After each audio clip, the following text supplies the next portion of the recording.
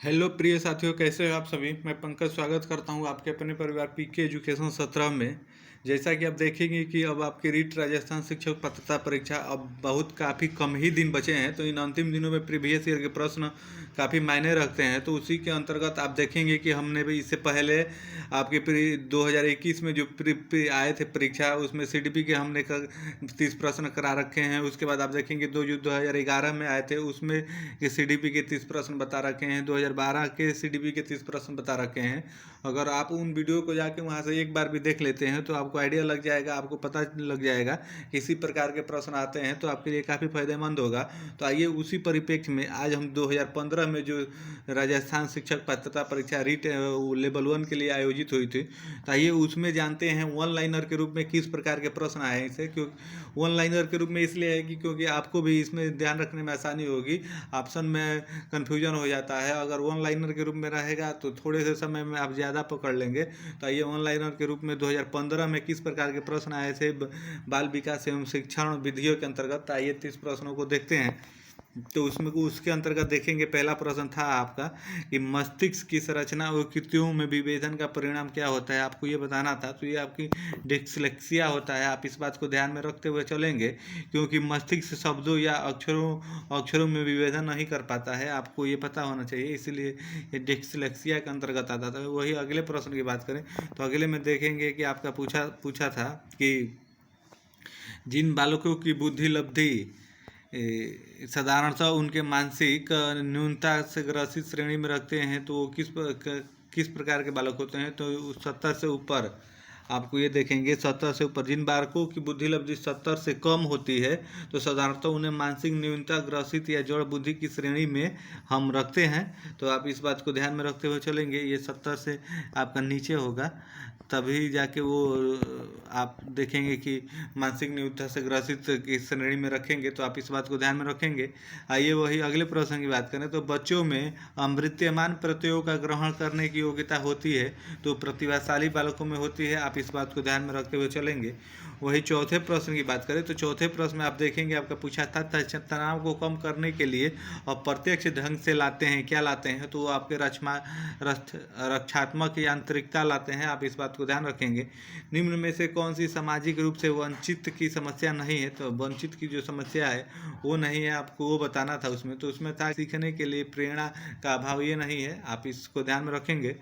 वही आगे बात करें तो शिक्षण प्रक्रिया में विद्यार्थी हैं क्या हैं, तो आपके आश्रित चर हैं, तो आप इस बात को ध्यान रखेंगे। वही अगले प्रश्न की बात करें तो निम्न में से कौन सा मूल्यांकन का प्रकार नहीं है, तो आपका मानक जो है वो मूल्यांकन का प्रकार नहीं है, आप इस बात को ध्यान में रखेंगे।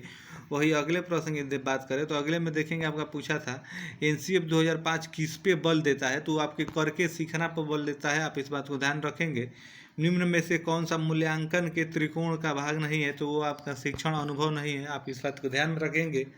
वही अगले प्रश्न की बात करें तो क्रियात्मक अनुसंधान के महत्व के बारे में निम्न में से कौन सा कथन सही नहीं है, तो आपको सही नहीं कथन को चुनना था, तो वो था उसमें आप देखेंगे कि समस्या को हल करने अभ्यास में ले आया जाता है और उसका मूल्यांकन नहीं किया जाता, यही सही होगा, आप इस बात को ध्यान में रखेंगे।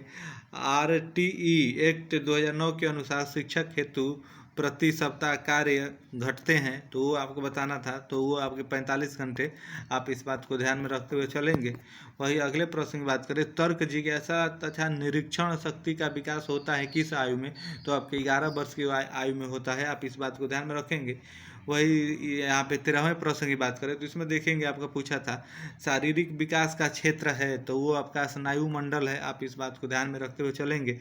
वर्तमान वातावरण का बाहरी शक्ति है जो हमें प्रभावित करती है, किसने कहा था, तो ये रॉस महोदय ने कहा था, आप ध्यान रखेंगे। अधिगम अंतरण का थर्नडाइक सिद्धांत कहा जाता है, अनुरूप तत्वों के सिद्धांत को कहा जाता है, आप ध्यान रखेंगे, इस प्रकार के प्रश्न बनते हैं। निम्न में से कौन सा वंशानुक्रम नियम नहीं है, तो वो अभिप्रेरणा का नियम नहीं है, आप इस बात को ध्यान में रखेंगे। वही 17वें प्रश्न की बात करें तो 17वें प्रश्न में देखेंगे, आपका पूछा है कि अवस्था तक बालक की दृष्टि एवं श्रवण इंद्रियां पूर्ण विकसित हो जाती है, तो वो 3 से 4 वर्ष की अवस्था तक आप ध्यान में रखते हुए चलेंगे। इस अवस्था में बालक को में नई खोज करने और घूमने की प्रवृत्ति बहुत अधिक बढ़ जाती है, तो उत्तर बाल्यावस्था में बढ़ जाती है, आप ध्यान में रखेंगे। निम्न में से कौन सा उदाहरण अर्जित प्रेरक है? तो आपका रुचि है। अभिप्रेरणा वर्णित होती है भावनात्मक जागृति द्वारा। आप इस बात को ध्यान में रखते हुए चलेंगे।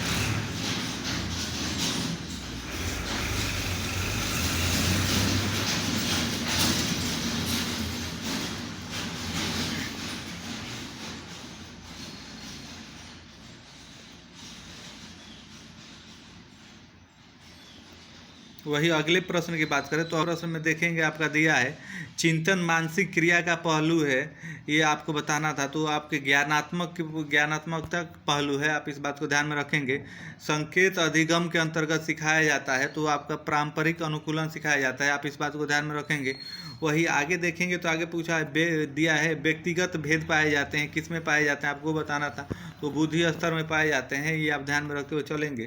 तो वही आगे देखेंगे तो चिंतन आरंभ होने के लिए क्या आवश्यक है? चिंतन आरंभ होने के लिए आपकी क्या आवश्यकता है? तो समस्या आवश्यक है, आप इस बात को ध्यान में रखेंगे। बुद्धि लब्धि संप्रत्यय विकसित किया था, टर्मन ने किया था, आप इस बात को ध्यान में रखेंगे। बाह्य आवास के आधार पर व्यक्तित्व का आवरण किया जाता है, सतही दृष्टिकोण। ये वही नेक्स्ट प्रश्न की बात करें तो नेक्स्ट में देखेंगे आपका पूछा है निम्न में से कौन सा पिछड़ेपन का कारण नहीं है? तो आपका स्वस्थ वातावरण कारण नहीं है। वही व्यक्तित्व का पहला प्रकारात्मक वर्गीकरण प्रस्तुत किया तो हिप्पोक्रेटस ने किया, आप इस बात को ध्यान में रखेंगे। सामान्य तथा विशिष्ट कारक के सिद्धांत का प्रतिपादन किया था, स्पीयरमैन ने किया था।